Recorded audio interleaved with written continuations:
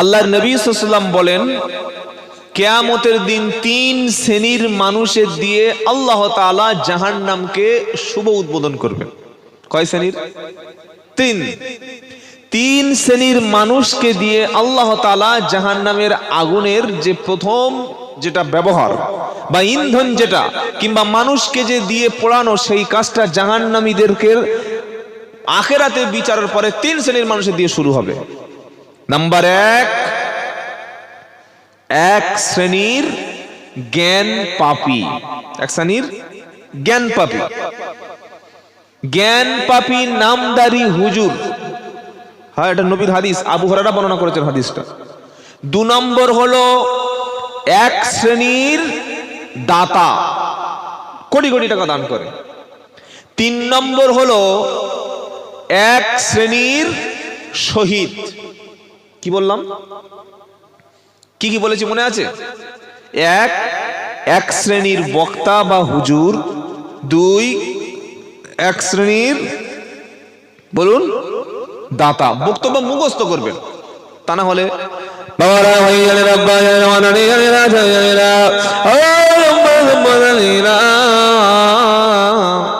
কি বললে রে, কিছু মনে নেই। কি লাভটা আছে এরকম টান দিয়ে শুনে? টানের জায়গায় বাবা টান দেবো, যেখানে সেখানে খিঁচে টান দিয়ে যাচ্ছে। বললে হয় যে আল্লাহর নবী সাল্লাল্লাহু আলাইহি ওয়াসাল্লাম বলেছেন 3 শ্রেণীর ব্যক্তিকে দিয়ে আল্লাহ জাহান্নাম উদ্বোধন করবে। এটা বলতে কতক্ষণ লাগলো? 10 সেকেন্ড। আমার আল্লাহর নবী, আল্লাহ তাআলার নবী, বিশ্ব নবী জনাবে মুহাম্মদুর রাসূলুল্লাহ সাল্লাল্লাহু আলাইহি ওয়াসাল্লাম, ও নবী, তার আগে 20 সেকেন্ড সময় পার হয়ে গেছে। এই জনগণের সময়টা নষ্ট করার অধিকার আপনার কে দিয়েছে? 1 নম্বর হলো বক্তা বা কিছু আলেম, 2 নম্বর হলো দাতা, 3 নম্বর হলো শহীদ। কটা? 3। বুঝতে পারলেন? চলুন,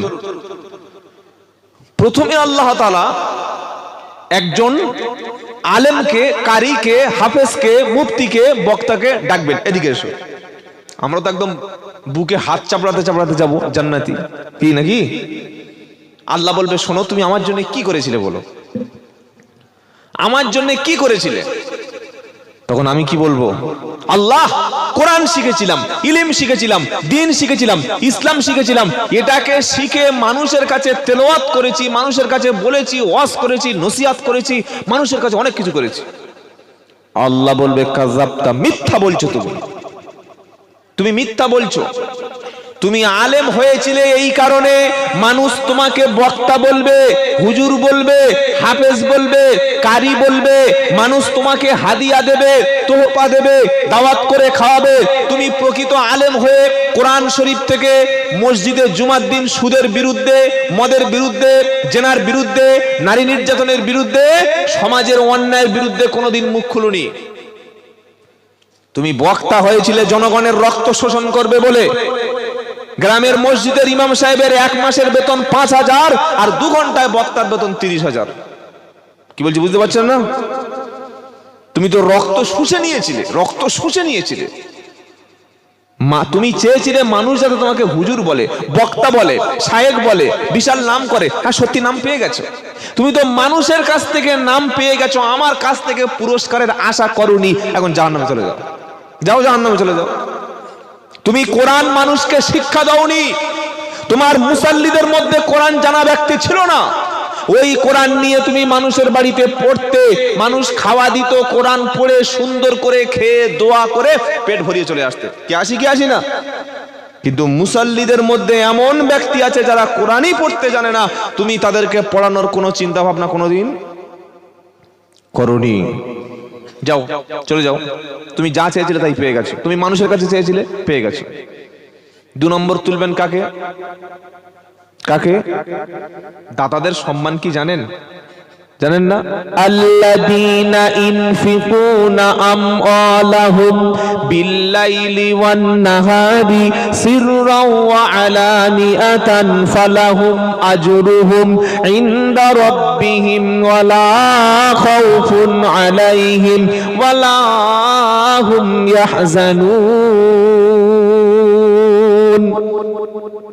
তৃতীয় পারা সূরা বাকারা 262 নম্বর আয়াতে আমার আল্লাহ পাক শোনাচ্ছে, যারা দান করে নিজেদের সম্পদ থেকে, রাতের বেলা দান করে, দিনের বেলা দান করে, প্রকাশ্য দান করে, গোপনে দান করে, আমি আল্লাহ ওদের দানের মালগুলোকে আমি বিনষ্ট করব না, ওগুলি আমি আল্লাহর কাছে জমা রেখে দিচ্ছি, ওদেরকে কিয়ামতের দিন ওগুলো পুরস্কৃত করা হবে।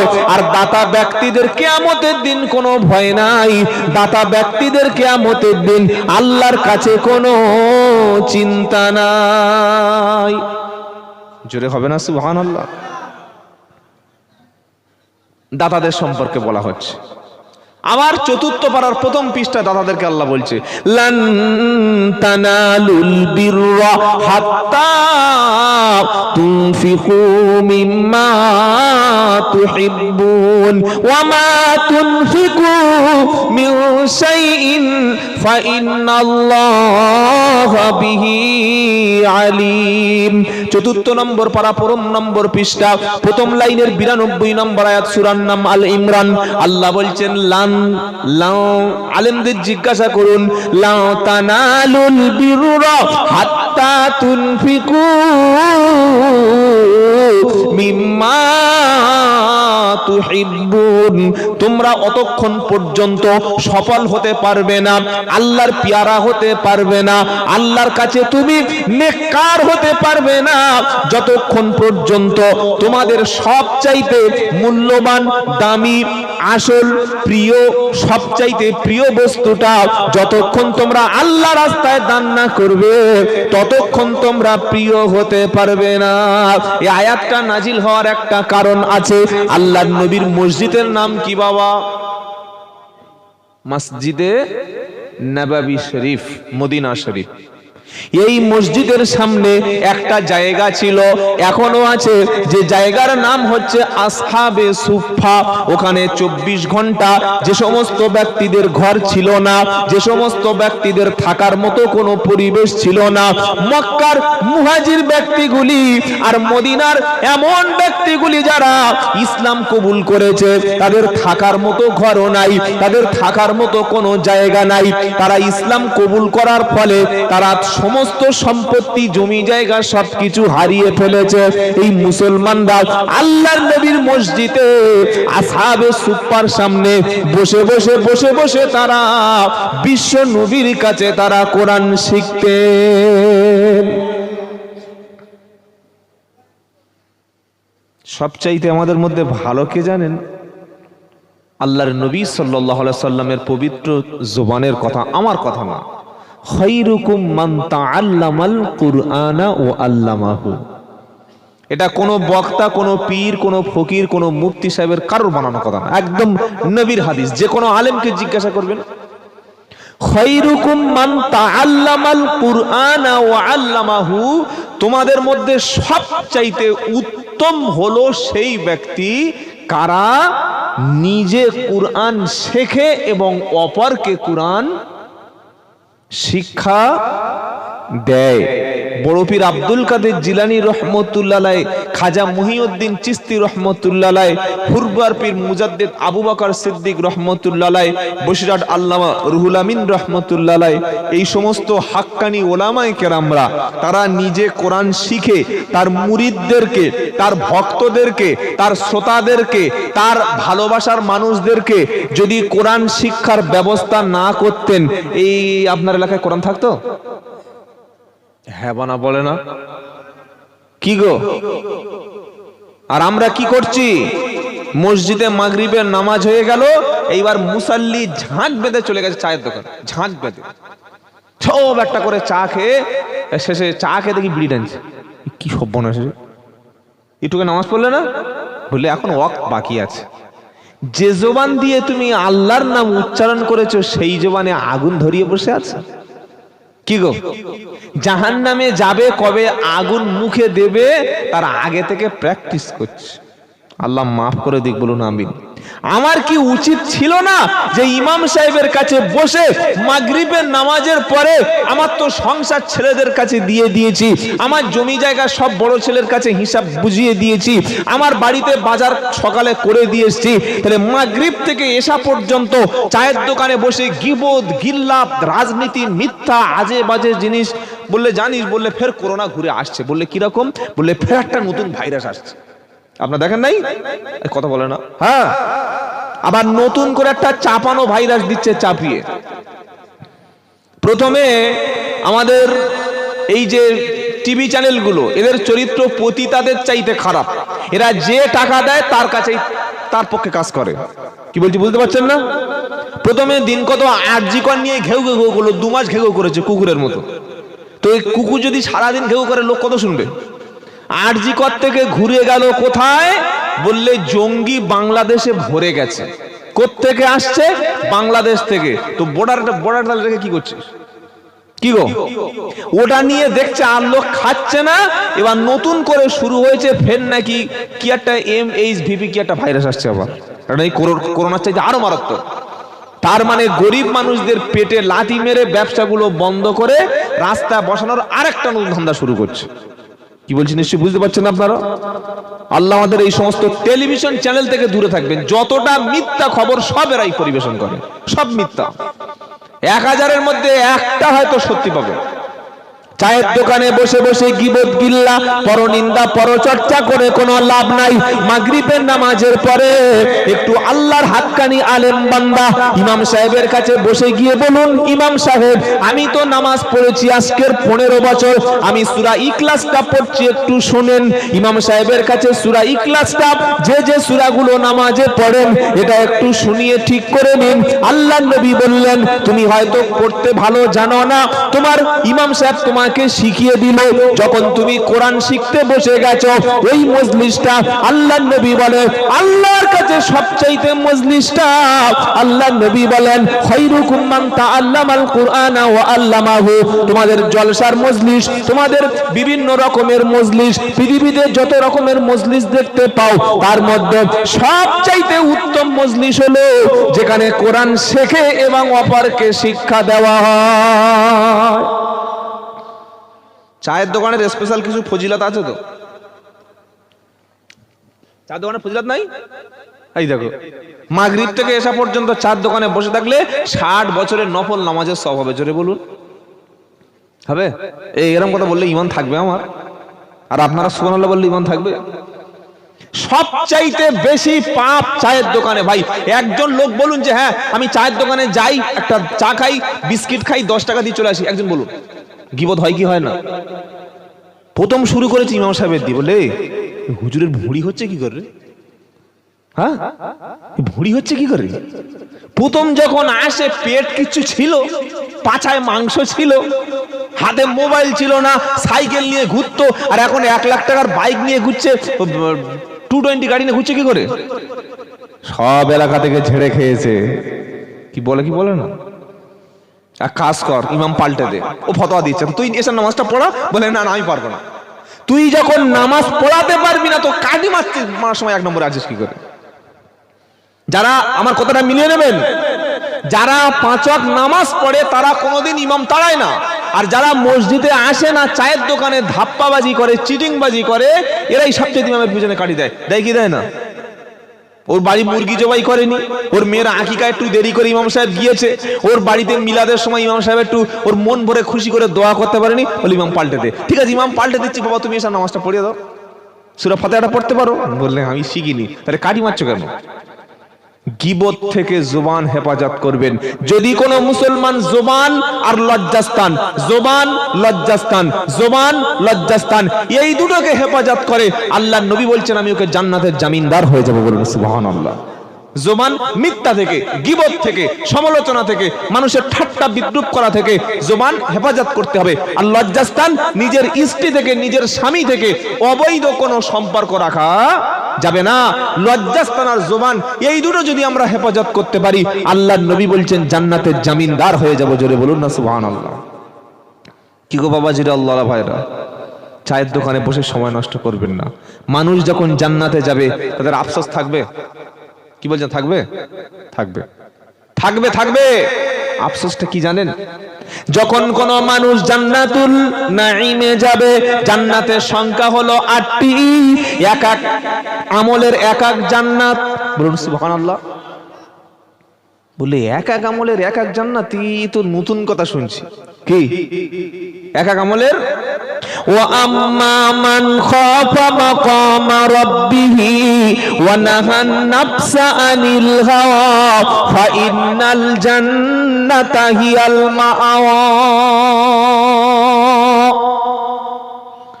পারা নাম্বার 30, সূরার নাম নাজিয়াত, আয়াত নাম্বার 39-40, পরের পৃষ্ঠার উপরে আয়াতটা 14 নম্বর 15 নম্বর লাইনে আমার আল্লাহ বলছে, ও আম্মা মান খাফা মাকামা রাব্বিহি ওয়া নাহান নাফসা আনিল হাওয়া ফা ইন্নাল জান্নাতা হিয়াল মাআওয়া। আপনারা জান্নাতের নাম শুনেছেন, শুনেন নাই? সবচাইতে উৎকৃষ্ট জান্নাত কোনটা? ফিরদাউস। সুবহানাল্লাহ। সবচাইতে আলা মাকাম, উচ্চ দরজার জান্নাত। হ্যাঁ, আর যে জান্নাতটা এখন আমি বললাম কোরআন থেকে, এই জান্নাতের নাম হচ্ছে জান্নাতুল মাওয়া। জান্নাতুল এই জান্নাতে কারা যাবে শুনবেন?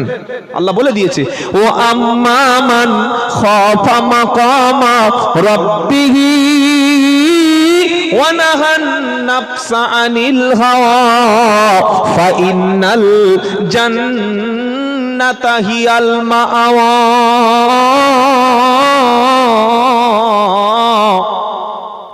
যে ব্যক্তি আল্লাহর সামনে দাঁড়াতে হবে, আল্লাহর সামনে আমাকে উঠতে হবে, আল্লাহর সামনে দুনিয়ার সমস্ত কাজের হিসাব হবে, এই কথাটা মনে করে, এই কথাটা ভেবে কোনো পাপের কাজে যায় নাই, কোনো পাপের কাজে গিয়ে সঙ্গে সঙ্গে মনের ভিতরে সিগন্যাল দিয়েছে, এই পাপটা করিস না, আল্লাহর সামনে কালকে দাঁড়াবি, তোর বাড়িতে স্ত্রী রেখে অবৈধ নারীর সঙ্গে কিসের সম্পর্ক, আল্লাহর সামনে তোকে দাঁড়াতে হবে।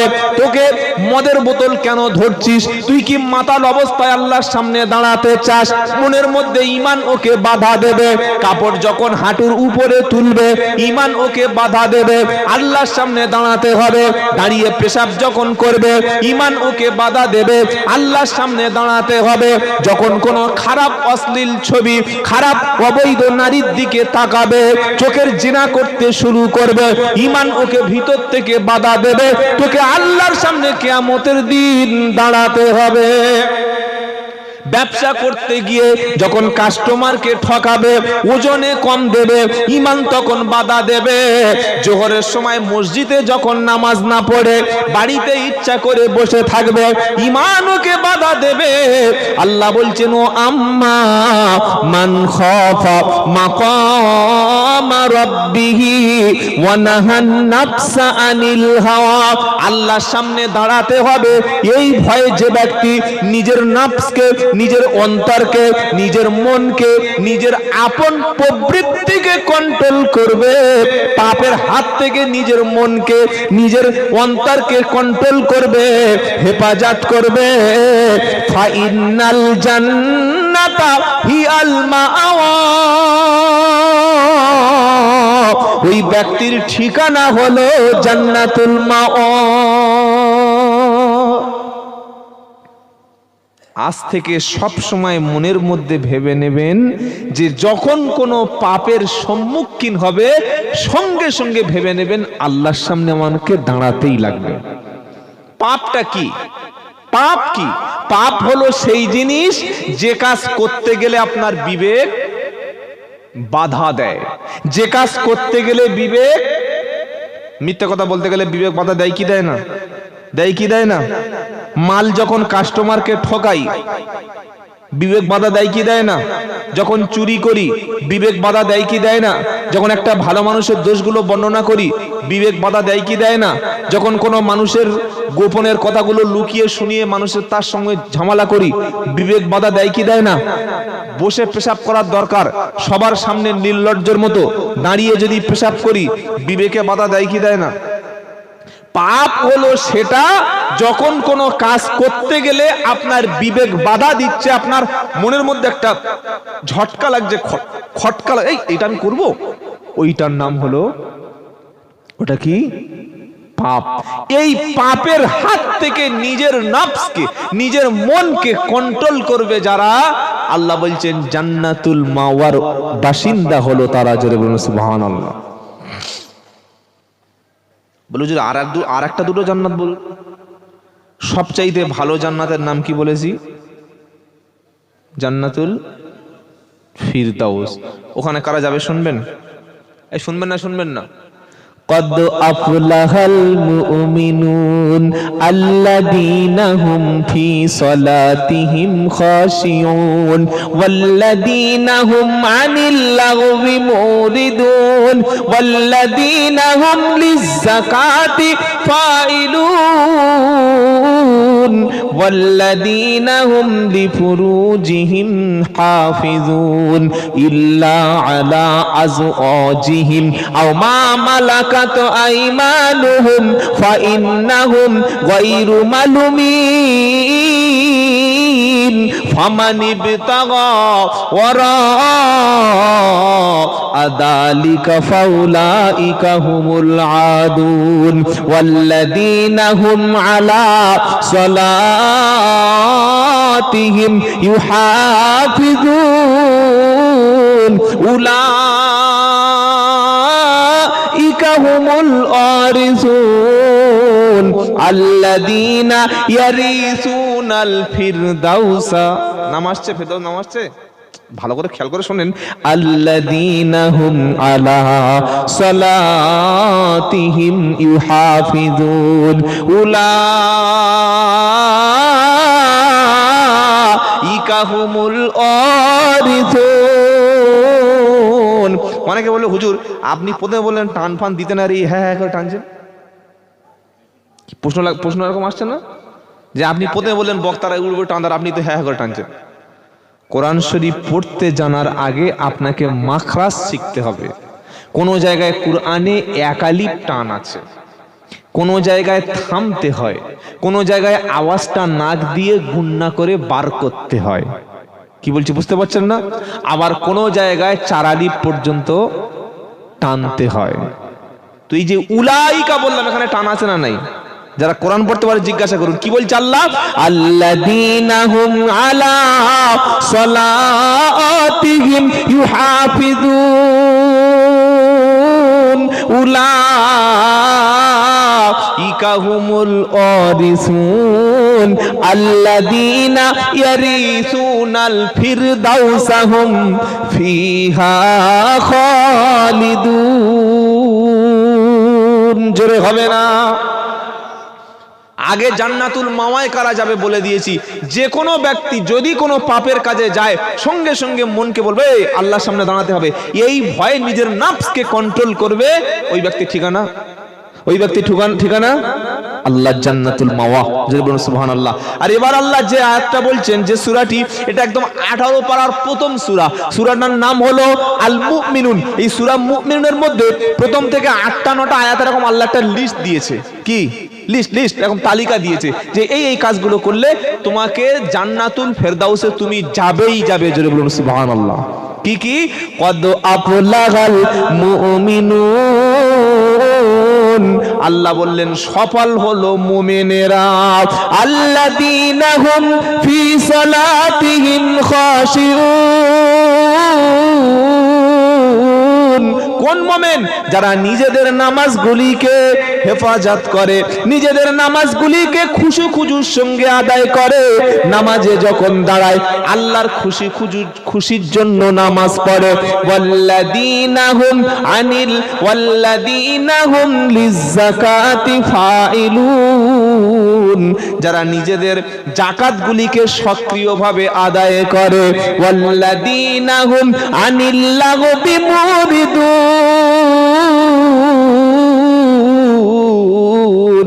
আর যারা আজে বাজে কাজকর্ম কথাবার্তা থেকে নিজেদের জবানকে হেফাজত করে। বলুন চারটে হয়েছে, চারটে। 5 নম্বর ওয়াল্লাযীনা হুম লিফুরুজিহিম ইউহাফিজুন, ওয়াল্লাযীনা হুম লিফুরুজিহিম হাফিজুন ইল্লা আলা আজওয়াজিহিম আও মা মালাকাত আইমানুহুম ফাইন্নাহুম গায়রু মালুমিন। নিজের লজ্জাস্থানটাকে স্বামী ছাড়া আর অধিকারভুক্ত দাস দাসী ছাড়া যারা অপাত্রে নিজেদের লজ্জাস্থানকে ব্যবহার করে না। 6 নম্বর কি ওয়াল্লাযীনা হুম লিআমানাতিহিম ওয়া আহাদিহিম রাউন, যারা আমানত রক্ষা করে আর প্রতিশ্রুতি ভঙ্গ করে না, আমানতের হেফাজত করে, প্রতিশ্রুতি রক্ষা করে। 7 নম্বর হলো ওয়াল্লাযীনা হুম আলা সালাওয়াতিহিম ইউহাফিজুন, যারা নিজেদের নামাজকে সংরক্ষণ করে। আল্লাহ বলছেন ওদের জন্য সুসংবাদটা কি, উলাইকা হুমুল ওয়ারিসুন আল্লাযীনা ইয়ারিসুনাল ফিরদাউসা হুম ফিহা খালিদুন, ওরা জান্নাতুল ফিরদাউসের ওয়ারিস। কটা কাজ বলেছি মনে রাখা খুব কঠিন, আরেকবার গুছিয়ে বলি। 1, যারা ঈমান এনেছে। 2, যারা নামাজটা আল্লাহর খুশির জন্য পড়ে। 3, যারা যাকাত দেয়। 4, যাদের জবানটা, যাদের কাজটা আজে বাজে যত রকমের কুকর্ম আছে, বাজে কাজ আছে, সব থেকে হেফাজত করে। নাম্বার 5, যারা নিজের লজ্জাস্থানকে স্ত্রী ছাড়া বা স্বামী ছাড়া বা আল্লাহ যেখানে ব্যবহারের অনুমতি দিয়েছে সেখানে ছাড়া ব্যবহার করে না। নাম্বার 6, যারা আমানত রক্ষা করে। নাম্বার 7, যারা প্রতিশ্রুতি পালন করে। আর নাম্বার 8, যারা নিজেদের নামাজকে হেফাজত করে। এই 8টি কাজ যারা করবে, আল্লাহ বলছেন উলাইকা হুমুল ওয়ারিসুন আল্লাযীনা ইয়ারিসুনাল ফিরদাউসা হুম ফিহা খালিদুন, ওরা হলো জান্নাতুল ফিরদাউসের ওয়ারিস, আর ওরা চিরদিন চিরস্থায়ী জান্নাতুল ফিরদাউসে থাকবে। জোরে বলুন সুবহানাল্লাহ। কটা জান্নাতের আলোচনা করেছি? 2টি। এই 2টো আজকে থাক, আবার এই আমলগুলো আগে করি, তারপরে পরে দেখা যাবে। কি গো বাবাজিরা, আল্লাহওয়ালা ভাইরা, তাহলে জান্নাতের মধ্যে কোয়ালিটি আছে, ভাগ আছে। জান্নাতুল নাঈম আছে, জান্নাতুল করার আছে, জান্নাতুল খুলদ আছে, আছে কি আছে না? বিভিন্ন রকম জান্নাত আছে, বিভিন্ন কোয়ালিটি। তো আল্লাহ রাব্বুল আলামিন বলছেন, এই আয়াতটা যে দানের আয়াতটা বলছিলাম, এই আয়াতটা নাজিল হয়েছিল মদিনার কিছু মানুষ, তাদের খেজুরের বাগান ছিল। আমরা যখন দান করি দেখবেন ভালো ভালো ধানগুলি, ভালো ভালো গমগুলি, ভালো ভালো খাবারগুলো নিজে খাই, আর যেগুলো খেতে পারবো না ফেলে দেবো তো কাঁদ দেবো, ফেলে দেবো তো মাদ্রাসায়। কি গো, যেটা খেতে পাচ্ছি না ওইটা মাদ্রাসায় দেবো, যে জিনিসটা আমি নিজে ব্যবহার করতে পারছি না ওইটা হুজুরকে দেবো। হ্যাঁ, যে ধানটা যে চালটা খাওয়ার মতো না বললে মাদ্রাসায় দিয়ে। তো মদিনার মধ্যে কিছু মানুষ ছিল প্রচন্ড গরিব, তারা মদিনার মসজিদে এসে কোরআন শিখতেন, নবীর মসজিদে। আর ওই সময় তাদের খাওয়ানোর জন্য, তাদের খাবারের ব্যবস্থা করার জন্য আল্লাহর নবী সাল্লাল্লাহু আলাইহি সাল্লামের যুগে কিছু মুসলমান ছিল, যারা ওই খেজুরগুলো, ভালো খেজুরগুলো দান না করে, যেগুলো কাঁচা খেজুর, যেগুলো একটু পোকা লাগা খেজুর, ওই খেজুরগুলো মসজিদে যে ঝুলিয়ে ঝুলিয়ে দিয়ে আসতো। কি বলছি বুঝতে পারছেন না? মসজিদের ঝুলিয়ে দিয়ে আসতো। তো আল্লাহর নবী দেখলেন, তুমি যখন আল্লাহর কাছে দান করেছো, ভালো জিনিসটা তো তোমার দেওয়া উচিত। তুমি দেখে দেখে এই জেমালটা ফেলে দেবে, সেইটা মসজিদে দিচ্ছ। আল্লাহ বলে দিলেন কি, লান তানালুল বিররা হাত্তা তুনফিকু মিম্মা তুহিব্বুন, তোমরা অতক্ষণ পর্যন্ত সফল হতে পারবে না যতক্ষণ প্রিয় বস্তু তুমি আল্লাহ রাস্তায় দেবে না। হে বাবাজিরা, একটা লোকের 2টো ছেলে, একটা মেয়ে। বড় ছেলেটা খুব ব্রেন, মেরিটোরিয়াস স্টুডেন্ট, যা শোনে তাই মুখস্থ করে। এই ছেলেটা মিশনে যাবে না, মাদ্রাসায় দেবো। কোন জায়গায়, কোথায় দেয় সমাজ? যদি বলুন, মিশানে। আর যে ছেলেটা ক্লাসে ফেল করছে, মোটে পড়াশোনা পারে না, যখন ক্লাসে যায় তখন একেবারে ভুলভাল কাজ করে, বাড়িতে এসে এর পকেট থেকে টাকা চুরি করে, ওর মোবাইল চুরি করে, মসজিদে নিয়ে গেছে সেখানে জুতো চুরি করছে। পাড়ার সব লোক বলছে ভাই তুই মানুষ জন্ম দিয়েছিস না কুকুর জন্ম দিয়েছিস। সবাই যখন বলছে এ কোন হারামখোর, কোন হারামি ছেলে রে, আজে বাজে গালাগালি যখন করছে, তখন এবার বলছে মাদ্রাসায় দে। বলে কি বলে না? আমার আল্লাহ বলছে খবরদার এমনটা না, তোমাদের সব চাইতে উত্তম যেটা সেটা আলেমের রাস্তায় দাও। নিয়ত করুন আমার সন্তানটাকে আগে আমি একজন আলেম বানাবো।